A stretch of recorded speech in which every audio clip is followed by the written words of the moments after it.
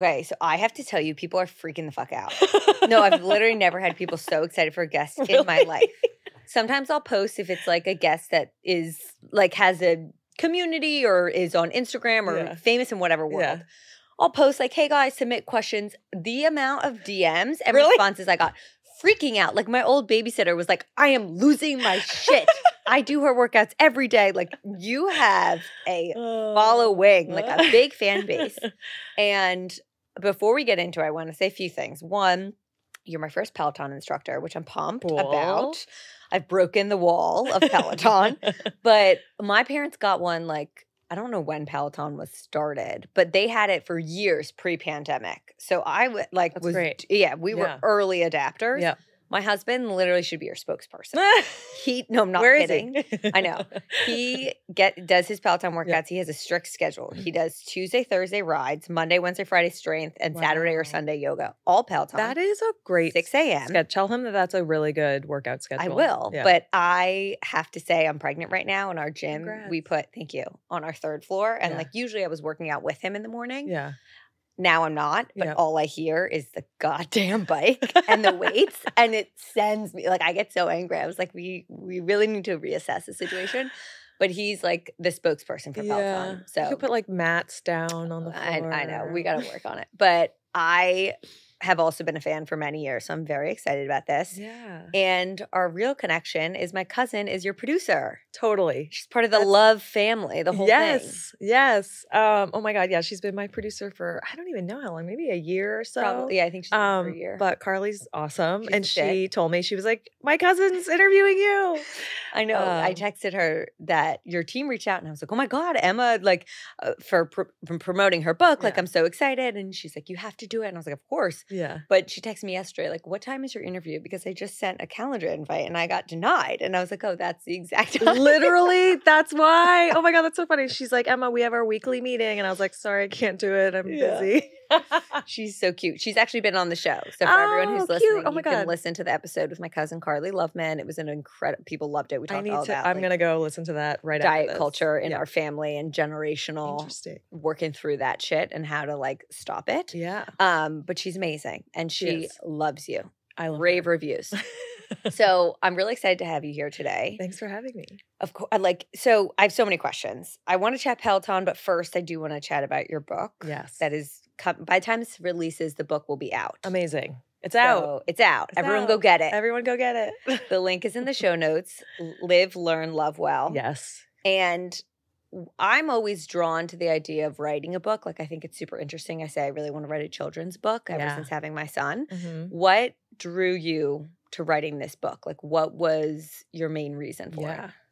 I think I've always been interested in writing a book. The timing was interesting for me too, because I didn't think I was ready to do it when I did it.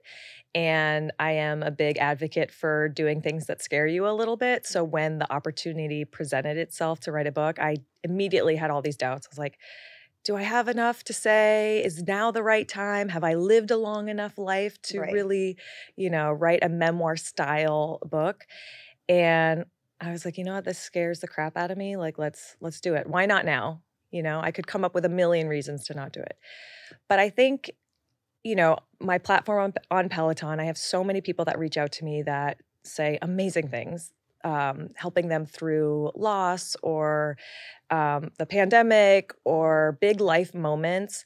And some of my messaging of progress, not perfection, like you're doing great just the way you are, showing up for yourself, small incremental changes that you can make every single day, even just taking my Peloton class and pedaling at, a slow cadence is fine. Like, just show up.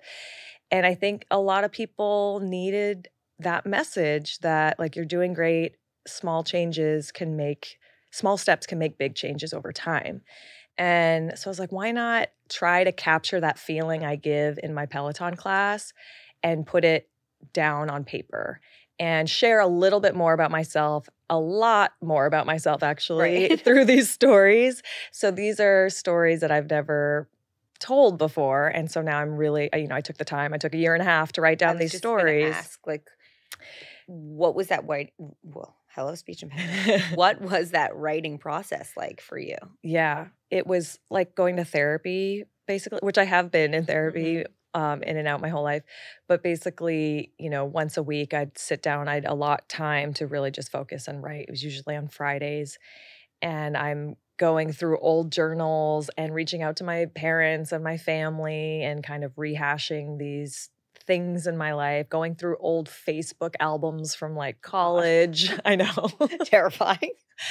And it was like, I wrote down all these big life moments for myself. And then next to it, I wrote down a bunch of mantras and sayings and things that I say in class and things that I believe in, you know, work out because you love your body, not because you hate it. Why do I say that? And then I think about, okay, here's what happened in my life. This story kind of relates to this mantra. And that's sort of how I created the structure of the book, which was really hard to figure out at first because I'm like, I have all these stories not in order. I have all these things and beliefs and, you know, messages I want to say. How can I connect them? Because I have read a lot of self-help books and there's a lot of prescriptive books out there. But I knew that I like fiction, actually. I love reading stories. And so I was like, how can I make this the most interesting sort of prescriptive book that's not prescriptive?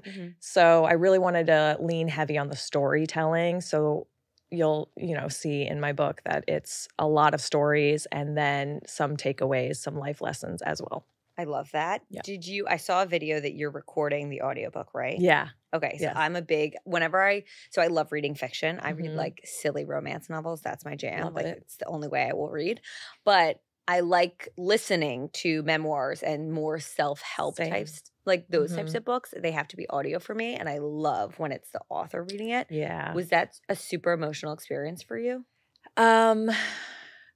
Yeah, I kind of like being in audio booths too, to be honest, because it's so quiet in there. Like all the padding in the rooms, it's like it's so quiet.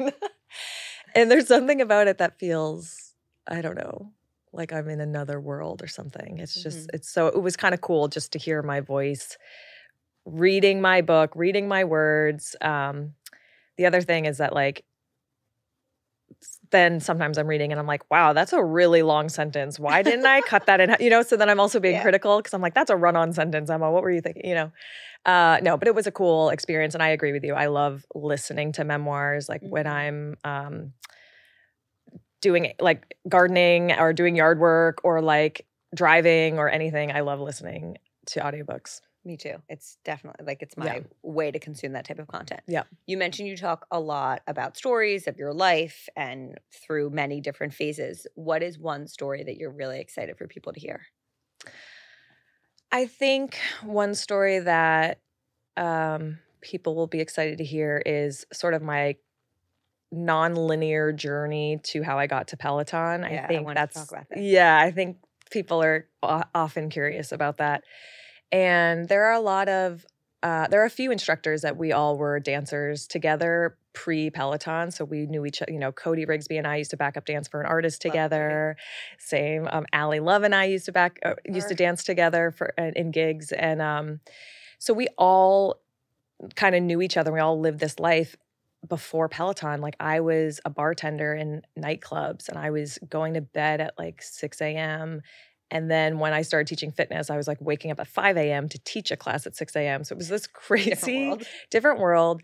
But yeah, I have a story about how I was looking on Craigslist for jobs, right? I'd be looking on Craigslist for auditions, for gigs. I was a professional dancer, did some modeling and stuff too early on. And then I eventually signed with a modeling agency. But like, this was back when you could find jobs. I mean, I don't know anymore. I don't know what's on Craigslist anymore either.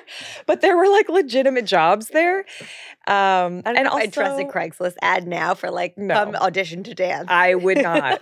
And so like this is a warning. I'm not telling don't go on Craigslist looking for jobs now per se. But at the time, it was like relatively normal to do that. But I responded to one ad that was like looking for like a woman comfortable at the gym who would be willing to show her stomach because it's a personal trainer shooting images for his website, his personal training website. It paid $50. And I was like, I took whatever job. I was like, this will pay for like food for a few days. And so, I applied for the job and I got it. Luckily, it was a legitimate job. Say Craigslist ad, a woman comfortable showing her stomach. Right? Listen, there are a lot of jobs that I showed up for and they were all legitimate. I think I've, developed a good skill of like scanning if things are real or if they're a scam or not. It's important. It's very important. But yeah, I showed up to the shoot and the trainer was real. The photographer was real. He was awesome. Ended up making a good friend. And the photographer was trying to break into the fitness world a little bit more because he did a lot of headshots and lifestyle stuff. And this is when fitness modeling was kind of blowing up. Like all these brands started having fitness clothes. Like, I'm trying to think, what is that brand?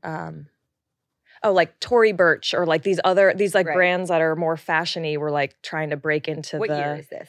So this is like 2011, 2010. Yeah, around that time.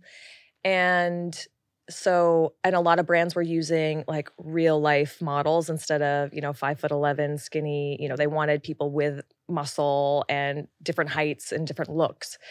And so that's kind of when I broke into the fitness modeling scene, which was really big in New York. And that photographer led me to working on my portfolio, which led me to signing with an agency, which got me a job as an actor model on a Peloton Kickstarter campaign. Interesting. And so that was my shoe in to Peloton. I met John Foley, the CEO, founder. I met the small team. This was in 2012.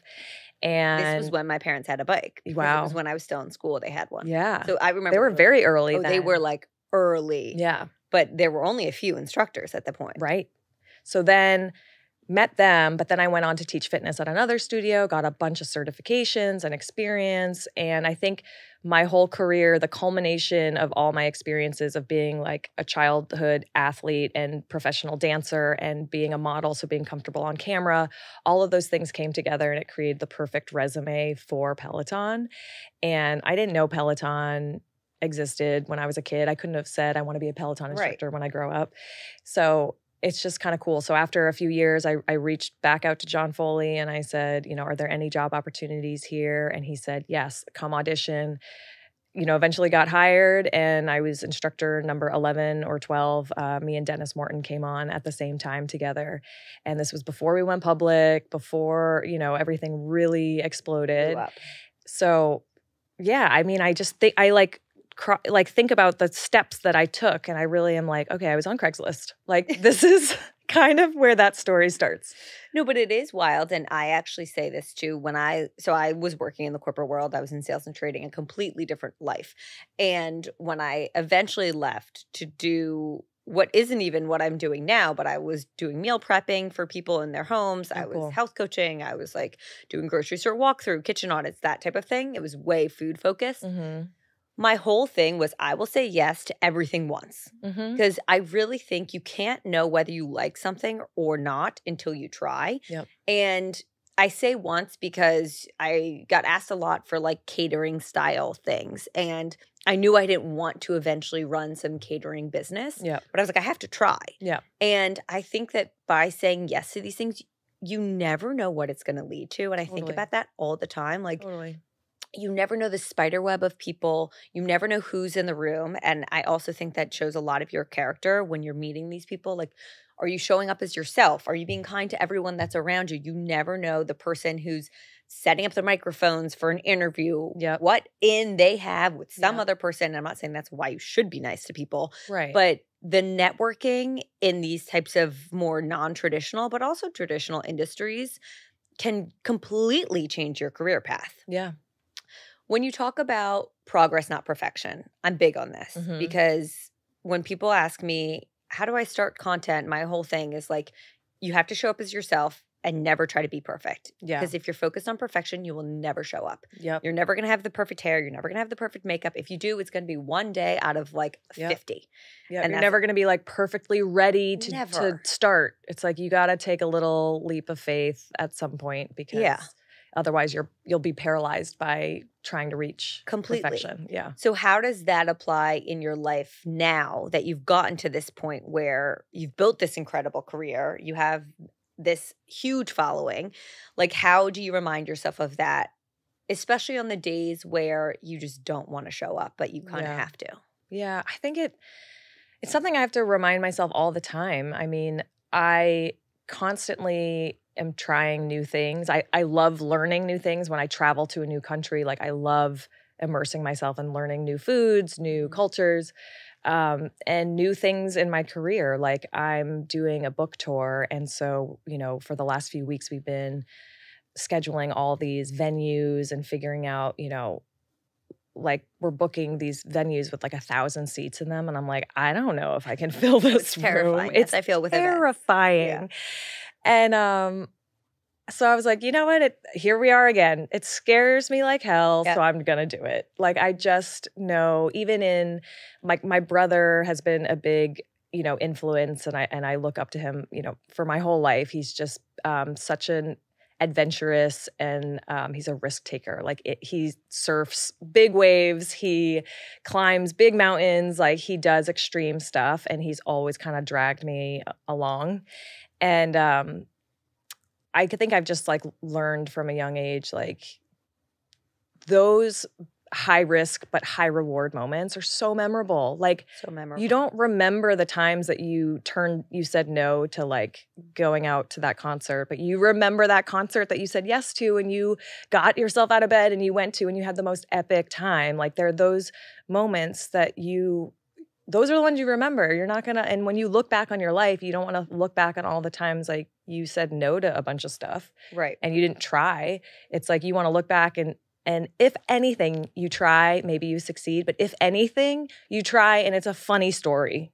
You're like, I tried and I totally failed. And oh well, like, now you can laugh about it. So this is one thing I struggle with, and I'm curious your opinion. Saying yes, I think, is so important, but I also think it is important to say no. Mm-hmm. So how do you decide whether it's a yes or a no? Yeah. I'm like such a advocate for trusting your gut. Mm-hmm. And that has taken a long process to like know if I can trust my gut, or like, what is my gut saying? Yep. But even, yes, when we were just talking about like, okay, if you go to a place for like networking, or you say yes to something because it can expose you to something else. There was a whole period of my life as a professional dancer where somebody would be like, oh, do you want to backup dance for this artist or perform in this music video for free? But it's great exposure. Yeah. And you're like, I don't know. And then sometimes you're like, oh, maybe this would be good exposure. You really do have to just like weigh the pros and cons. Is it good exposure, and is it a good experience? Like, are you going to learn something? I've been doing a lot of public speaking lately, and there was an opportunity that came up that paid, but it didn't pay a lot. But I was like, you know what? I still really want to do it because it was in front of a ton of people, and it was for a cause that I believed in and that I loved. And so I was like, maybe this isn't like my normal rate, but I know I'm going to gain something from this experience, and I know I'm going to help people from doing this. So yes, I'm going to do it. But I think it's like every situation, you really just have to weigh the pros and the cons, and know there might be a time where like, yeah, if somebody says it's good for exposure, like they're trying to... I know, I hate that. It's not well-intentioned. I say this all the time, like in the beginning of my career when it came to like influencing stuff, it was like, we'd love for you to create a story set, a video, a post, blah, blah, blah, in exchange for our jar of peanut butter. Yeah, like, I know. Is that or can I pay my bills in jars of peanut butter? Like, right. It is very easy to be taken advantage of in certain industries. So I do think you have to weigh those pros and cons. And you're going to mess up. Like, you're going to mess up, and you're not going to know what's a good job and what's a bad job until you like accept the bad job. And then you're like, well, I won't do that again. Learned. So yeah, just even in that, it's like progress, not perfection. Like, you're learning with every brand you work with or every person you interact with. Speaking of this industry that I'm in, I do find it somewhat parallel in ways of me feeling very close to other creators and making sure that I'm not comparing myself to them and making sure that I'm not competing with them, and that I have been so blessed to have created really incredible friendships, to the Peloton instructor world, where you guys are on the same team, right, at the end of the day. And you're not competition, but I understand how it would be very easy to fall into the like, they're getting this many, I don't know what metrics exactly you would care about as an instructor behind the scenes. But, you know, for us, it can be very easy to be like, oh, they got that brand deal, or oh my God, they're getting this many views, or they gained that many followers. And I have really worked over the years on an abundance mindset and way more of a collaborative than competitive. And it has really helped me personally, but I also think business-wise. What has your mentality been around that? And like, have you struggled with that? Where are you now? Yeah, I completely agree with you. And I probably went through a similar like journey of being a little competitive and then being like, this doesn't work. And doesn't help anyone. No. And I think some of that started when I was a professional dancer and I had a group of girlfriends. We all were the same typecast, right? So when you go to a dance audition, they're like, okay, the brunette girl who's 5'7", you know, the black woman who's like, there was, it's like a 1995 tampon commercial. Like everybody has like a box, you know? And so you go in, you're like, I know that I'm auditioning for like the brunette. And I'm half Chinese, but nobody knows that. I'm like secretly Asian. So I knew that when I'd go into audition, I was like auditioning for the, you know, the white brunette. The white brunette, yeah. And I had a group of girlfriends. There was 4 of us that we were all the white brunettes. And so we knew we'd go into these auditions and we'd be like battling against each other. And that was hard, but we were so kind to each other. And I totally would be like, me and one other girl would be like the last 2, and then my friend would end up getting it and I wouldn't. And of course I'm bummed. Like, of course I'm like, no, like I wanted the experience. I wanted the money. Like this was work. So that was really hard. But then we all kind of just, I don't even think we necessarily explicitly talked about it, but it's like we all just started being really honest with each other and being like, hey, I'm going to this audition. Did you get a call for it too? Or like, hey, I'm on hold to book this thing. Or did you get? So we just started like over communicating with each other, which I think was really helpful, because when it feels like somebody's keeping something from you and they're like trying to get to this audition and like didn't want to tell you about it because they didn't want you to go, like that can get really, you know, snaky and like gross. And so that was a big learning experience for me. And listen, like there was one of my friends who booked way more than the rest of us. So it was like, you can't deny that, like, you know, but I was like, this is just how it is. Like, I'm not going to feel good about myself by trying to like tear somebody else down. And these were my actual friends, you know? And so I think at Peloton, that mentality has helped. And also we are all so different. Like, you know, whoever does the hiring for Peloton for the last 10 years has done a great job, because we are all have such different personalities, such different music tastes, such different life experience. And so also like when I see one of my colleagues thriving or booking some big job or brand deal, that is good for me too. Like that lifts them up and lifts the whole brand up, and then therefore lifts me up too. I think the more speaking opportunities like I get is better for my colleagues too. Like I think just putting, you know, being a ambassador and spokesperson and face of Peloton and doing good in the world is good for all of us. Absolutely. And yeah, you know, rising tide lifts all boats. Like I really think I totally just like love cheering on my teammates because they're awesome. I also think that seeing people's success in your industry can also be so inspiring. Like I have a group chat with 2 of my closest friends in this industry. One of them sent this email that was like, I can't believe I just got this offer. It's like absurd. And we were like, way to fucking go. Yes. That is amazing. Yes. There was not 1 ounce of jealousy, literal, not a bone of jealousy in my body. And my thing that I always come back to is when my response is, I'm so happy, genuinely so happy for you and pumped for you, something always comes my way. The next day I got a call from my management of this incredible opportunity that I didn't even know was in the works. And I'm so pumped about. And I'm not saying they're correlated, but I do believe that the universe has some weird freaky way. You mentioned you are half Chinese. Mm-hmm.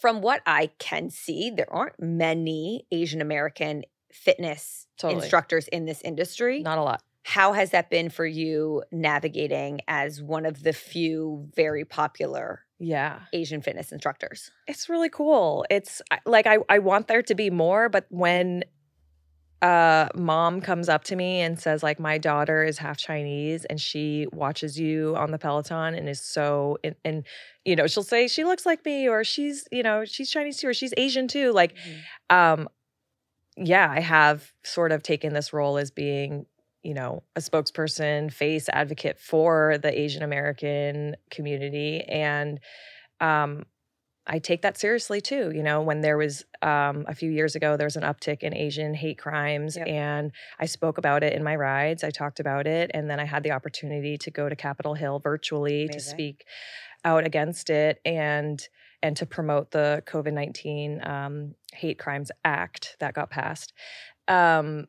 So yeah, but I was like, you know, I never thought that I'd be like this role model in that way. But when people come to me and they say, no, like you are, we look up to you, or this is awesome that you represent what you represent and who you represent. And I'm like, oh yeah, you're right. Like I take this seriously. Two of my best friends in life are half Asian. Yeah. One half Cambodian, one half Korean. And it's something that we've talked about more, especially recently with the uptick in Asian hate crime, especially during the past few years. Yep. But the representation, even in film sometimes recently, where there's a new movie that's coming out and she's like, this is fucking amazing. Like, I never saw this as a kid, like not feeling seen. And I think that you do that for so many people. Yes. I really amazing. No, I remember as a kid in the 90s, like watching the news, and Connie Chung was the news anchor, and she was the first like Asian woman of authority I've ever seen on TV, or like besides my mom, you know, like I didn't grow up in a very diverse community either. So it was like my mom and then like the rest of the world. And so like seeing this powerful, strong Asian woman on TV, like demand the room and the conversations, I loved her. And that's why representation is so important. So I have a few Peloton questions. Yes. Okay. First and foremost, does it ever freak you out knowing that like a Lizzo or a Miley Cyrus or like Beyonce, or I don't know, like I just feel like they talk about Peloton, could be taking your ride? And do you ever know? Or do they have like pseudonames? They have pseudonames. But do you ever think about that? I totally think about it. But even also like politicians, sometimes I think about that too. Where but I'm like, okay, it's like the president riding with me, like crazy. But then I'm also like, what would I want to say? If I had the ear of Lizzo or Beyonce or Miley Cyrus or like our president or vice president. I know, but I'm like just saying like anybody. If I think that has like, or I think about the professional athletes that we have that are taking, and I'm like, and I know a lot of professional athletes that take, so I'm like, okay, what do I want to say to them to keep that, to push them, even though they're like supreme athletes? But then I also think like, okay, what do I want to say to like Susie in Montana who's never taken a fitness class before? That's what I think Peloton does such an incredible job at, because I've taken classes in all different ranges of my life. When I was hyper competitive right out of college, having played at a D1 level and like super psychotic about my workouts, to when I was 6 months pregnant, to postpartum when I got approved to ride a bike and like barely able to pedal. And every time I still felt like so supported and encouraged. Oh, good. And I think that's what you guys do an amazing job at, which is not easy. It's not easy. And so, I mean, I think about, so there's two lanes here. I think about what would I want to say to a person of influence, whether a politician or a musician or artist or something. And I just think about like just really encouraging, you know, loving yourself, being more accepting and tolerant of others. Like, I think that those are important messages that the world needs more of, is like, love yourself first. Like, the more you take care of yourself, the more able you are to take care of other people. And also like, love other people, you know, like everybody's worthy of love. Like we are all more alike than you think. And just sort of like promoting that message. And then I think on the fitness side of things, just making sure I'm giving ranges of cadence and resistance that are, like, okay, yes, if you're really feeling good today, like add another 10 to your resistance. But if you're not, that's totally cool. And I think the people that want to hear, oh, add more, like they will. And the people who need to hear like, oh, it's okay if I don't, will hear that too. I'm usually the latter. I'm like, it is okay if I don't, because I'm a recovering like type A perfectionist. Speaking of cadence. Yes. As an instructor, are you really doing the metrics? Like, I just need to know. Are you doing the metrics? Because like, if so, how are you alive? Yeah. Like how are you teaching and doing that? I don't understand.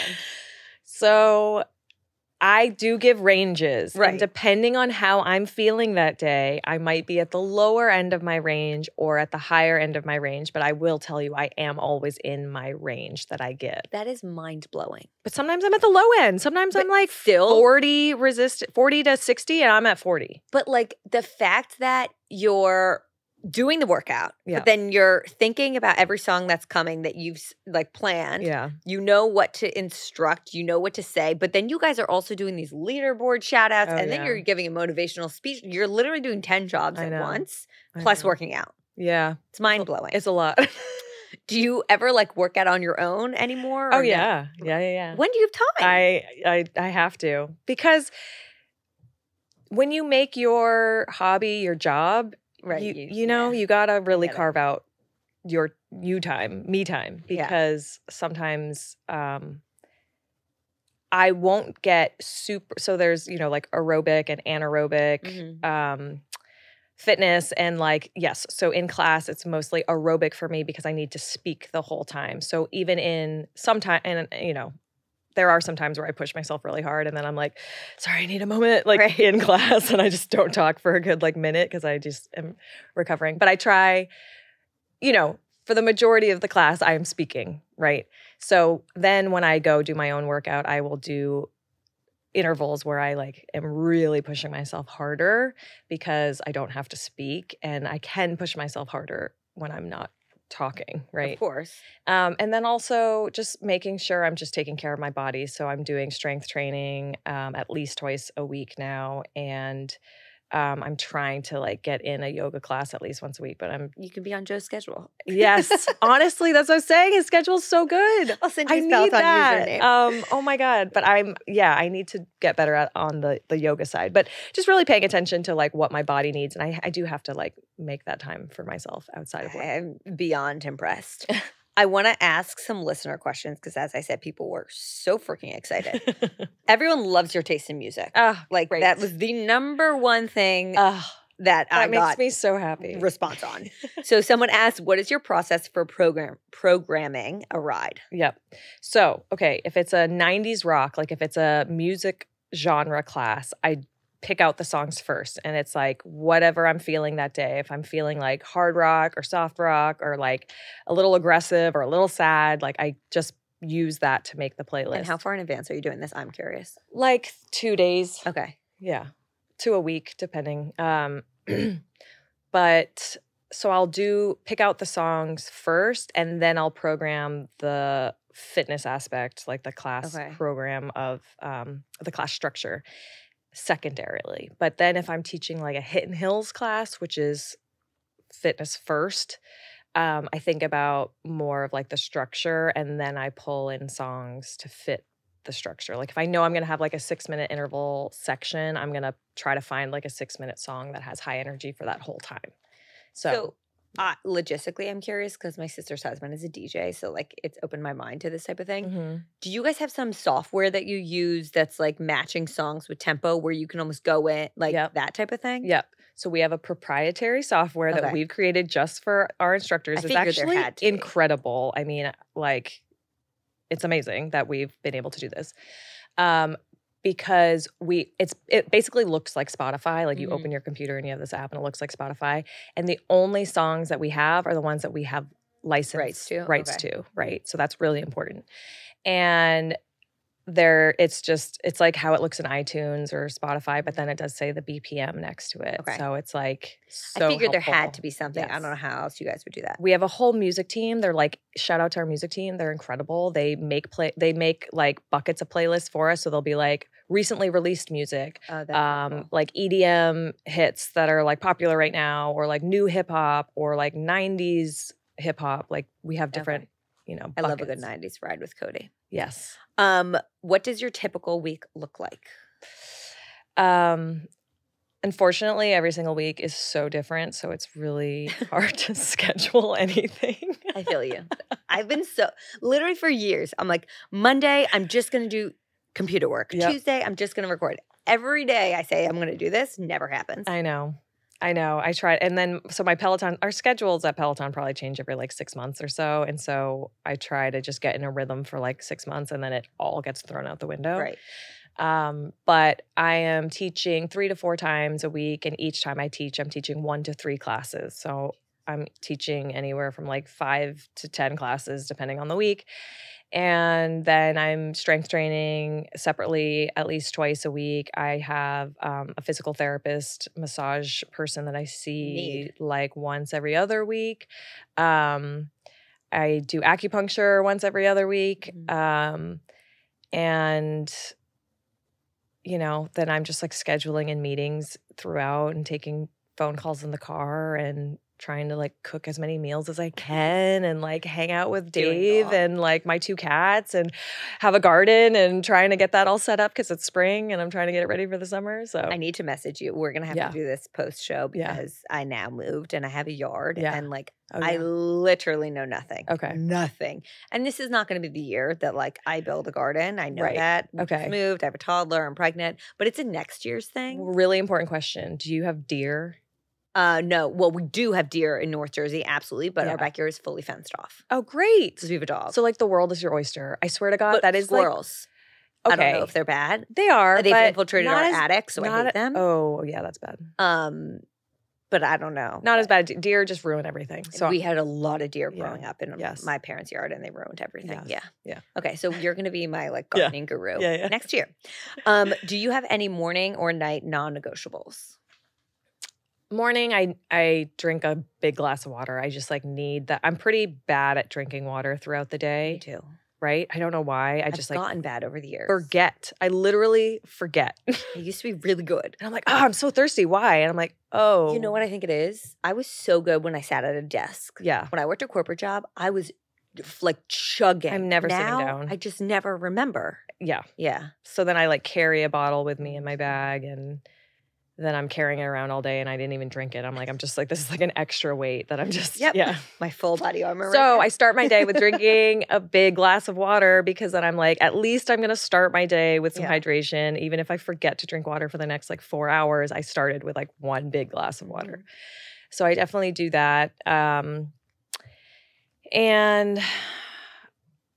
I mean, that's like the biggest thing that is like super consistent. I love sleep, so I need to make sure that I'm not great at going to bed early because I mean, I'm like, I need 8 hours. Like I'm the same. I need 8 hours. I'm 10 to 6, like non-negotiable. Yeah. That's great. So, I mean, yeah, there are times where I don't get that and I'm so aware of it. Yep. Like the whole next day I'm like, I didn't get my 8 hours last night. Pregnancy sleep is literally the worst sleep ever, and I will die on this hill. Like it's worse than newborn sleep. Really? Oh yes. You're just like waking up with like heartburn or something. Just like never arrested. A, you have to pee 24/7. B, you're just uncomfortable. C, I have heartburn. I'm nauseous. I get headaches. Newborn sleep sucks. Yeah. But like when you nap during the day, someone just commented this on TikTok, and it's the most relatable thing I've ever heard. Newborn sleep is like filling a bowl with a cup and continuously pouring in a little bit at a time, but you're filling it. Okay. Pregnancy sleep is like trying to fill a colander or whatever it's called, because no matter how much you sleep, you do not feel rested. I will sleep 11 hours at night and nap for 2. That's a really good visual. I feel awful. Yeah. So anyway. Okay. I feel sleep is now so very much, but sleep is very important. Do you have any night non-negotiables? My skincare routine. I like put a lip mask on my lips. I put like moisturize. Wonderful skin. Thank you. I moisturize. I floss so religiously. You and my husband need to hang out. Jesus Christ. Listen. He's like psycho about floss lately. Every night. Oh, I can't sleep wow. unless I floss. That's amazing. And I have like a retainer. I'm really cute at night. So you are a dentist's dream. For everyone, this is why though, is like once I started paying for my own dental care, right? Then I was like, okay, shit. we're not messing around that thing anymore. is expensive. Let me tell you, I have my first dentist appointment for my son. I'm already scared. I'm like, this kid has crooked teeth. He sucks his thumb. We're screwed. Yeah. This was amazing. I'm so happy I got to meet you. I'm happy to meet you too. For everyone who wants more of you, yeah. Pimp yourself out. Okay. Where can they support you and book information? Get my book, Live, Learn, Lovewell, Lessons from a Life of Progress, Not Perfection. It's sold on all places where books are sold. It'll all be in the show notes. Yeah. Audible, listen to the book. I'm on Instagram at Emma Lovewell. I'm on Twitter, TikTok. I have a Substack. I have a newsletter that I send out. It's great. It's called The Love List, but if you just type in substack.emmalovewell, it's there. It's fun. I share recipes. I share life updates, life tips, playlists. Okay. So it loves your music. It's a good time there. And then obviously Peloton. If you want to come work out with me, Peloton. Cycling, strength. I have 2 core programs. Okay. If you want to get a stronger core. And also dance cardio, which is a fun one. Amazing. I will say, guys, I have not been good on my Peloton game. I'm not even going to lie to you. But we do have a hashtag. It's FFFam. For Peloton. Yeah, so you can join the FFFam hashtag community, I guess it's called. Within Peloton, so you can high five each other when you're riding together. On the rare occasion I do a ride, I love when there's someone else in there. And sometimes I'll choose an old workout based on if anyone in the hashtag community Well, it shows you like your friends recently took this workout. Yeah. And you're like, so it's fun. Yeah. Well, thank you so much. This was great. Thank you, Karen, for having me.